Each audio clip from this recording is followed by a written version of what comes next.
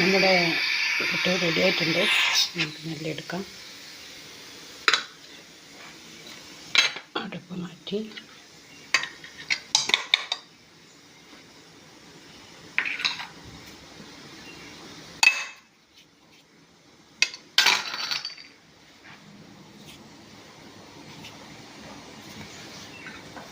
പ്ലേറ്റിലേക്ക് ഇടാം.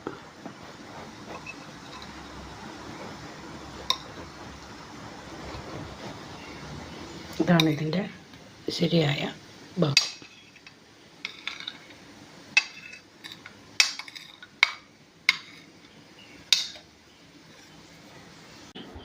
ഹായ്, എന്തൊരു ഭംഗിയല്ലേ പുട്ട് കാണാൻ.